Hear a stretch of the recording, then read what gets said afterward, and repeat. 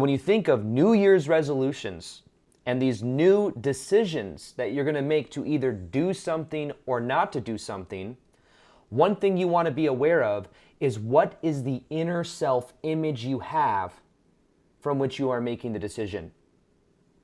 Because very often what people do is they make a New Year's resolution, and it's like they make the New Year's resolution on the New Year's, but that resolution doesn't stick. People fall back into the old patterns. And what they're really falling back into when it comes to New Year's resolutions is, 90% of people, whatever it is, high percentage of people that set New Year's resolutions, by the third week of January, it's like it's fallen off. One of the reasons this is because the old self-image of how someone views themselves is on autopilot. So when you make a new decision, there's a subconscious part of you that's like, this isn't who you are. Your inner self-image may be, I am someone that makes, let's say someone's like, my inner self-image is I work a 9-to-5 job I don't like, and I make $50,000 a year. And then you're like, okay, my new year self-image is I'm going to apply for other jobs. I'm going to start my own business. This is what I'm going to do. And you start to do that, but then you fall back into the old. A lot of times that old self-image is what is on autopilot. And that's what you're falling back to. You're falling back to that old self-image. So the thing to become aware of in order to really make self-image, to really make New Year's resolutions stick, is what is your inner self-image?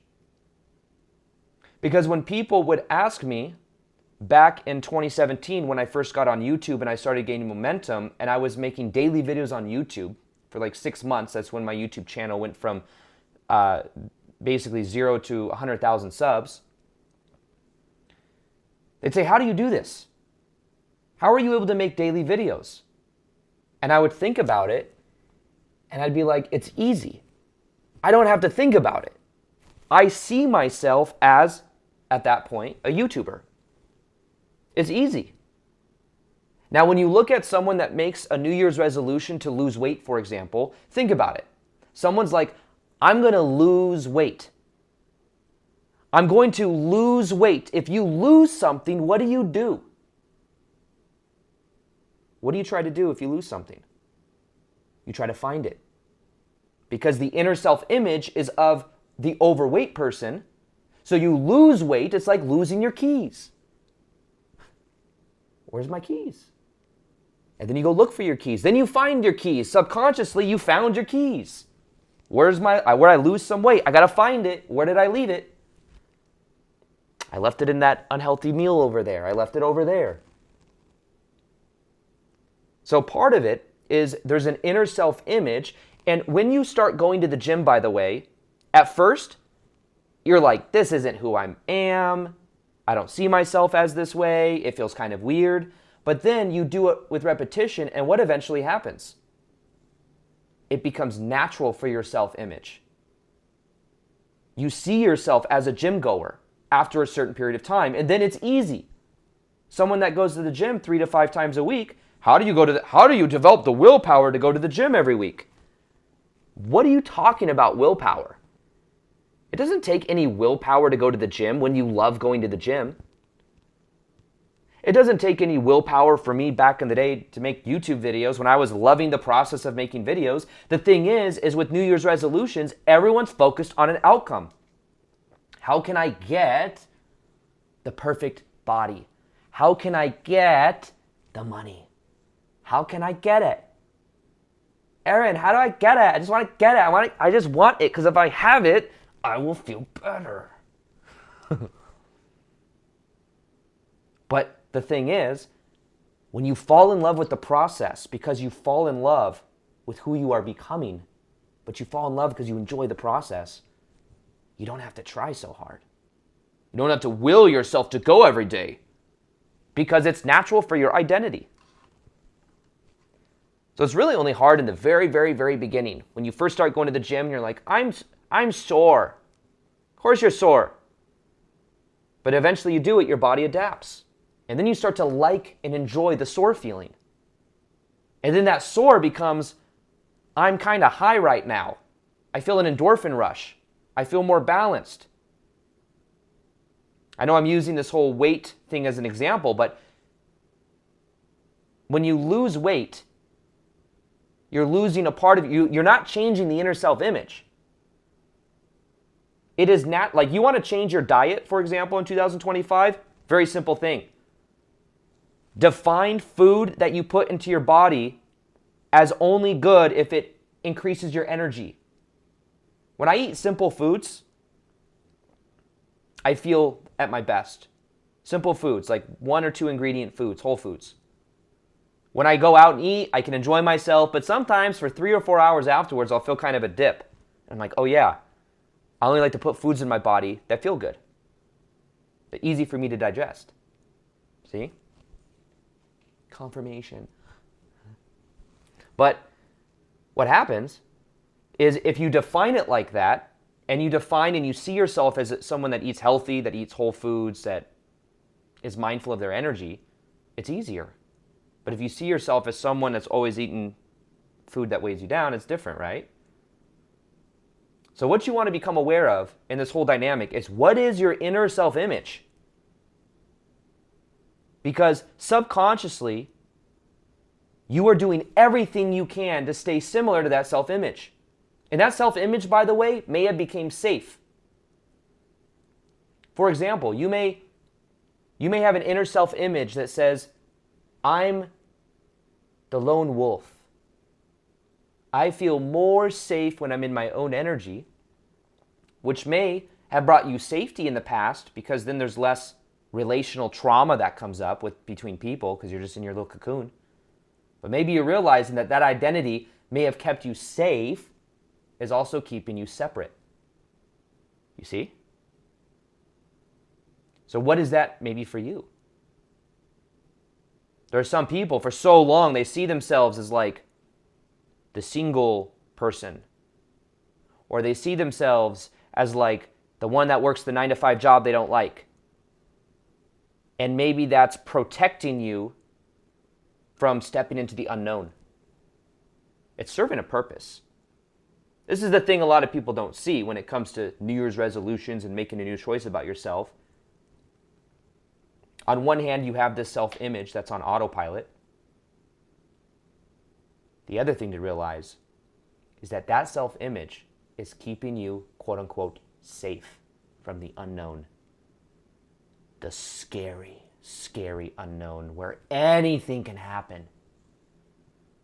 Oh my God, anything could happen. But the known, this limited identity, that's the known. So realize that with everything we're talking about right now, you have an inner self-image that is on autopilot.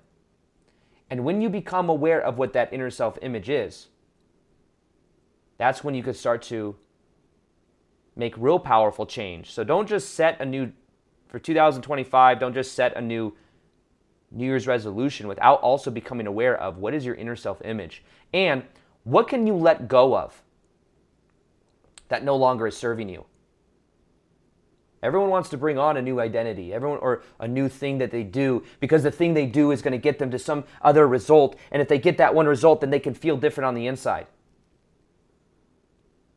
So instead of New Year's resolutions, where you make a resolution so that you can feel different about yourself, which will get you a specific result, then you can feel different about yourself. Instead, focus on who you become by embodying the energy and the emotions now. So if it's for 2025, you want to feel more excited or more passion, well, you don't need to do all of these things to feel more passion. You can simply follow the thread of passion in your life now. You don't need to wait for the perfect relationship in order to feel connection and love in your life now. But if you believe you do, then guess what? You will wait. You will wait.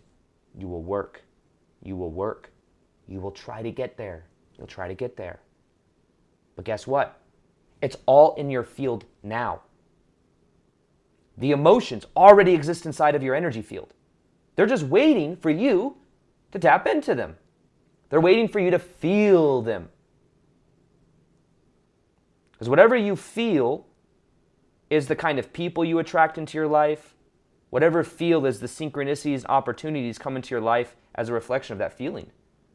But the rule is, I will only feel this once XYZ happens. So basically, what I'm saying is focus on your inner self-image. A lot changed for me in 2017. I started to see myself as a full-time YouTuber, and within 6 months, my entire life transformed.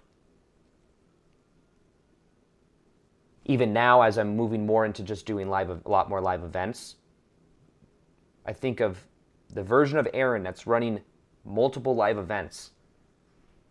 What is that versions of me? What things in my business do I do? What don't I do? What do I need to let go of doing? That creates space for something new for me to do. What kind of people am I around that it really elevates my energy? I get excited. And conversely, what people am I around do I feel depleted? These are things that you become aware of, that you can then start to tailor your life for. What kind of choices do I make as this version of me that's running consistent live events? When I look at and I use my imagination to imagine that, and also I'm embodying it by doing it. Like I just got done running a 2-day live event like 2 weeks ago. What I'm able to do is I'm able to realize and get clarity from that state. And sometimes, by the way, what people do is they say, I don't have clarity with this new version of me. Well, in the state that you're in, you might not have clarity because you're also telling yourself the story of, I don't have it all figured out yet. But guess what? That state of, I don't have it all figured out yet, and then believing you should have figured it out by now, is creating more resistance. And sometimes the thing that'll keep you stuck is you simply believe you're stuck. Maybe it feels familiar to be stuck and to not have answers. So understand that it's serving a purpose. It's helping you to feel uncomfortable emotions. Not uncomfortable emotions, emotions you're familiar with. This is where things get tricky, by the way, when we're looking at transformation. Think about this. Some of the things in your life that you want to be there and some of the things you don't want to be there are a reflection that allows you to feel familiar emotions. They're almost serving the purpose of keeping familiar emotions alive. So, for example, if you have someone in your life that maybe doesn't know boundaries and you feel like they're a burden and they demand so much from you, and you say, why are they doing this to me? Well, that's also a story that is keeping the power outside of you because they're doing it to you. So there's probably some subconscious story there. But also, they're serving a purpose. And that purpose is that there may be familiarized emotion and energy there that feels resistance. And if you were to feel it, heal it, and let that energy go, it would then serve the purpose to where you don't have to keep that energy alive. So it's almost like wherever you look through the lens of, wherever you're looking, you're finding evidence of whatever energy is felt on the inside. But where people get tripped up is they get tripped up on the details of the content, but it's not about the content. So for example, if you feel guilty around setting boundaries with someone, or you feel guilt about certain things in your life, those things in your life are surface level that are allowing you to feel the deeper emotion of guilt because the guilt is unprocessed. There are some people that may be in the same scenario as you that don't feel the guilt. But the guilt is there because it's active in your field. The guilt also normally is related to responsibility. It says, I feel responsible. The lesson may be to not keep taking responsibility for that energy. So in 2025, this next year, what if you set forth in your imagination and you connected to a version of you that was more powerfully within your own frame? In your own frame of reality. Not taking responsibility for everybody else. able to easily set boundaries. Also, take on the motto for 2025. That's your stuff, not mine. If when you set boundaries with someone else and they feel tension and they don't like it, it's not your thing to manage. It's not your thing to fix. And if you can stand firm in that energy, guess what? You're not going to feel like your energy is getting tapered around. But you say, that's your stuff, not mine. It is your responsibility to set the boundary. It is your responsibility to own what is active inside of your field. Because ultimately, the people you attract into your life, you're attracting them for a reason. Even if it's a disempowered reason. But understand, you really start to gain your power back when you take responsibility for what's in your field, for what you are interpreting, for what stories you may have. Because you may say, that person came into my life, they're doing it to me, but you're the one with the story. Do you see? Who's got the story? Right? The story is held, maybe it's familiar. Like when people say, now here's another thing in 2025. You really want your life to change this coming year? Become aware of what your beliefs are around men. What are your beliefs around women? What are your beliefs around mom? What are your beliefs about dad? What are the things that trigger you the most about men or women or mom and dad? And realize that in different areas of your life, you may have similar beliefs that are on autopilot that are bringing you situations and experiences that reflect back whatever those beliefs are. So realize that the first relationship you have in this reality is normally your parents, which can also represent authority. So what happens is, whatever happens in the dynamic between us and our parents, as kids, we internalize it. We assume they're right because they're authority.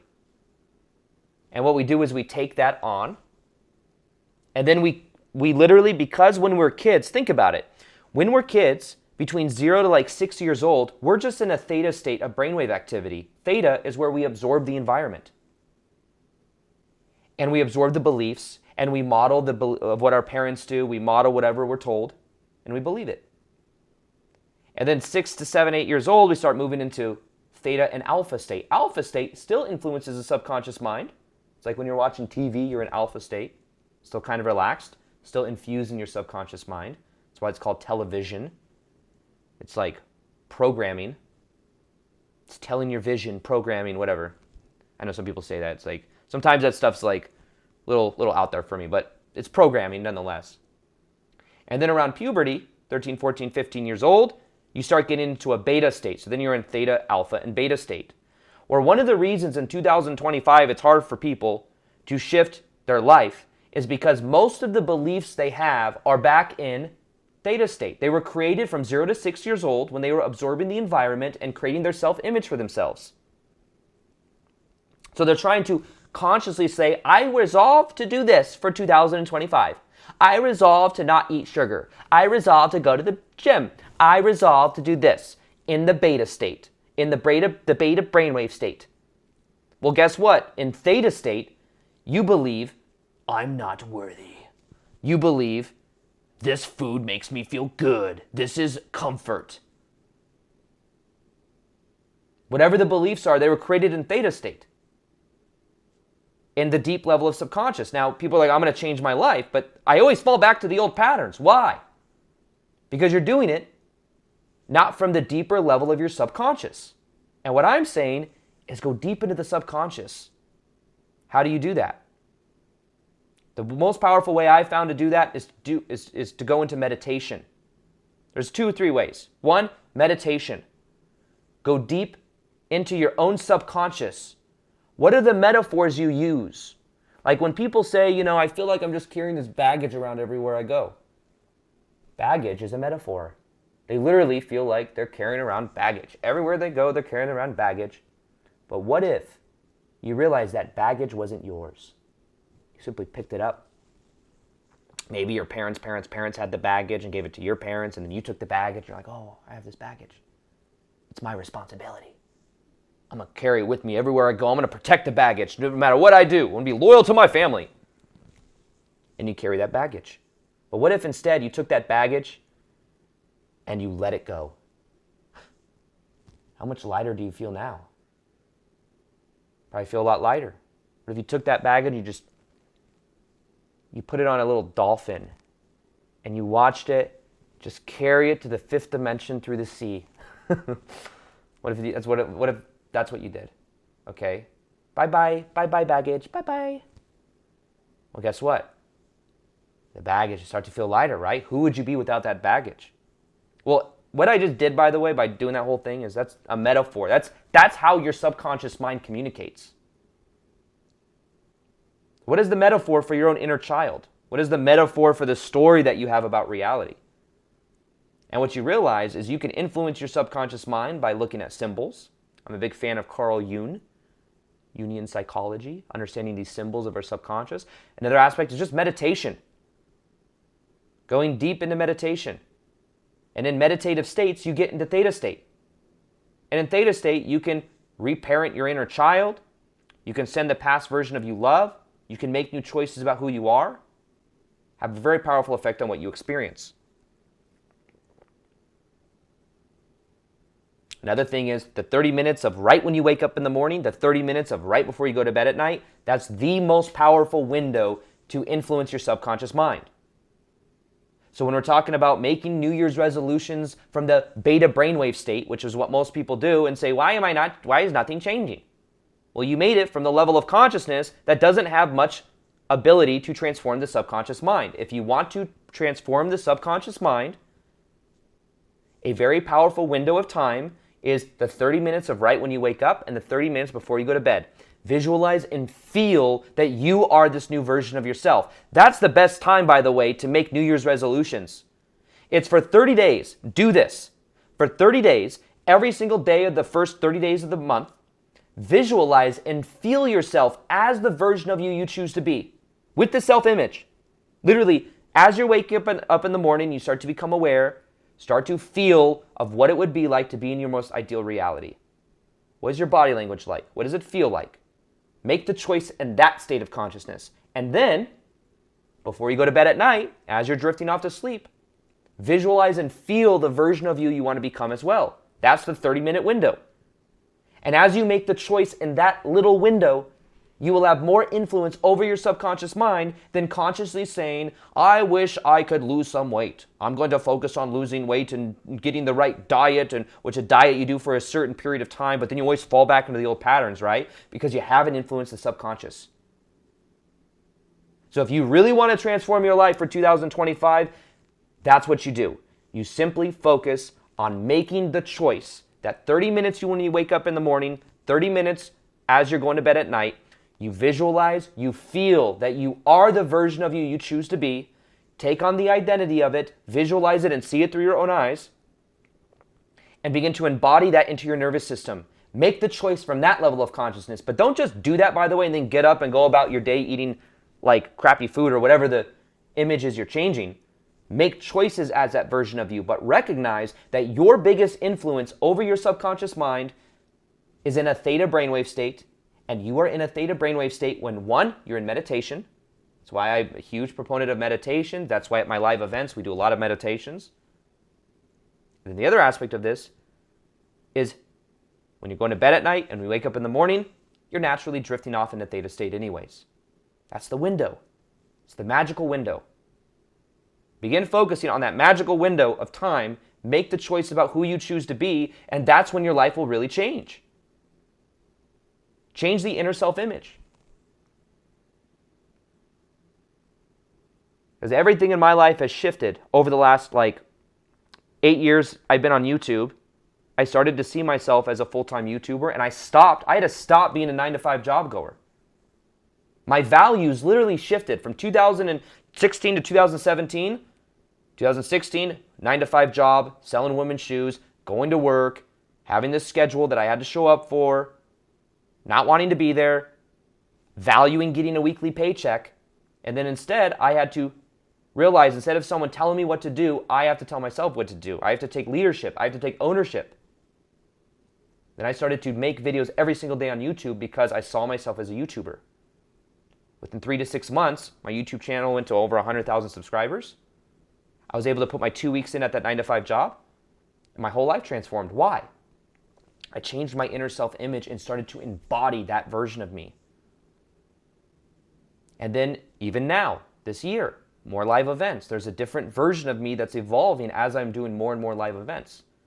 But I'm taking on the identity with it. That's my inner self-image now, my inner identity, which means letting go of some of the things that have brought me so much security for so long, which is a certain almost 9-to-5 job mentality around creating content. You have to create space for you to become this new version of you. But the way you create space is by letting go of the old image, letting go of the old versions of you. Does this make sense? How do you change the inner self-image? You first off become aware of what your inner self-image is. And then you start to see yourself differently. The meditations are a way of changing your inner self-image. Think of even you watching this right now. What is one thing that used to be a part of your self-image that now is no longer a part of your self-image?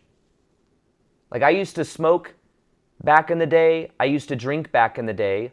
And my self-image included that. I'm a smoker. I drink occasionally. That was my self-image for years. I became aware of it. And then I also realized that part of the reason I was doing that was to numb myself from feeling certain emotions.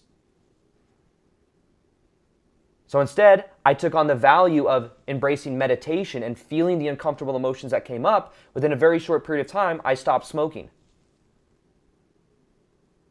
Eventually, I stopped drinking. I started valuing being sober and just being present. My values changed. That's another way you change your identity, by the way. You change your values. What do you value? If you were to say, I'm going to be more adventurous, I want more variety, and you put that into your identity, how would that change the decisions you make? I now view myself as somebody, I travel a lot. I was in California for 3 or 4 months. Now I'm in Vegas for a couple days. Then I go to Miami. I'm going to Sedona for a week, and then I go to Miami for 3 months. And then after that, I don't even know where I'm going to go. I'm going to figure it out. May eventually do some more international travel. But I view myself as freedom, variety. I like variety. I like freedom. I like, to get up and go. I like new experiences. I like new food. That's a way of shifting identity. Start to take on new values.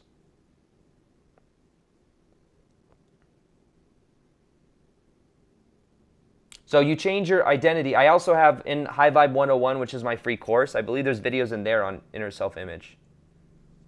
I think I talk about identity in there. It's a free $1,000 course for free called High Vibe 101. The link is in my bio. Or you just High Vibe 101, all one word. It'll DM you the, whatchamacallit, the link. Haha.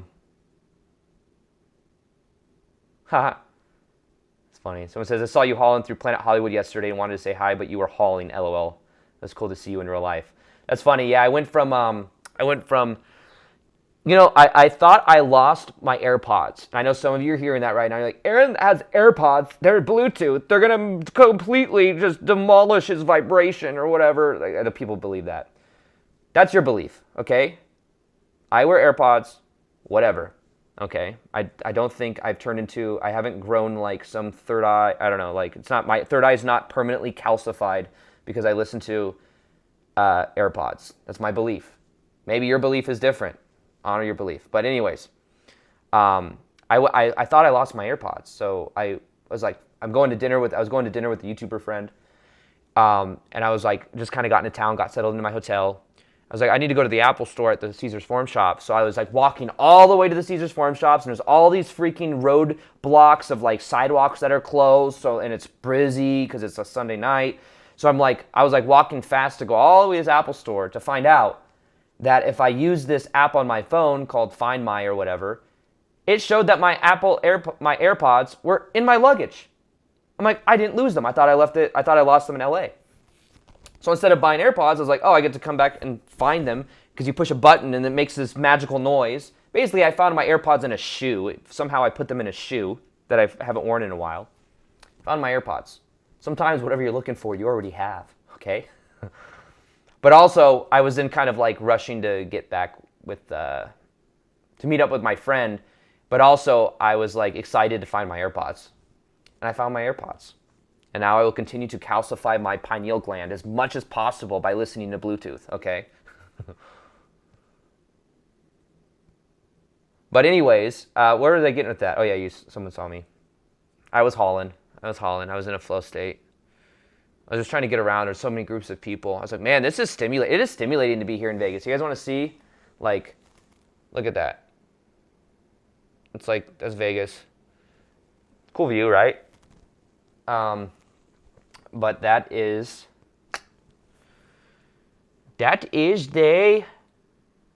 I'm here for 4 days, chilling, and then I go to Costa Rica soon, too. I'm looking forward to that. I want to surf. I wasn't surfing as much in California the last couple weeks because the water was so cold. It was so cold that, like, you get an earache because it's that cold. Pretty cold. Anyways, I'm kind of just rambling now. It's kind of fun to ramble, but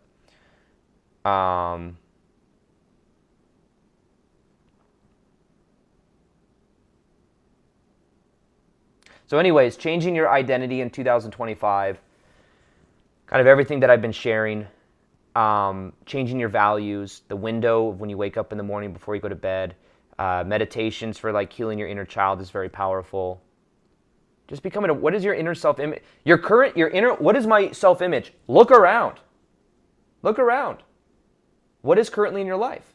You say, okay, so you might have an inner self-image that you make $50,000 a year. Well, you make $50,000 a year, that's part of your self-image. You might always attract certain type of relationships. Your self-image is equal to the kind of relationships you attract or don't attract. And then you become aware of that and realize your self-image can be changed. It's easy to change your self-image when you make a new choice about who you are, but look at your values. What do you value? Imagine bringing in more variety, more adventure. Imagine bringing in more freedom. Imagine bringing in more love. Embody it. How can you embody it now? You don't have to wait. And that's when things really shift. So anyways, the Miami live event is going to be announced soon. We're figuring out the exact dates right now. I'm thinking it's going to be around Valentine's Day weekend. Be in Miami, 2 days. Other than that, I'll probably be doing a 3-day High Vibe 101 challenge, like a free thing that I do. Might be like the second or third week, or the third week of January. Be like a whole virtual live event. That's going to be fun. One day I'll be on awareness. One day I'll be on letting go. One day I'll be on embodiment. Be in the middle of January. Other than that, I'm just rambling now. Other than that, thank you all for being here. Had tons of fun. I also just got a YouTube video. It's one of the reasons I go live now. It gives me content. Haha. You were all an experiment to get me a YouTube video, but also I got to have fun with you, and you got to see a YouTube video live. Okay, so you guys probably won't rewatch the YouTube video because you were here. You got it IRL in real life, right? Any Los Angeles events in January? Nope.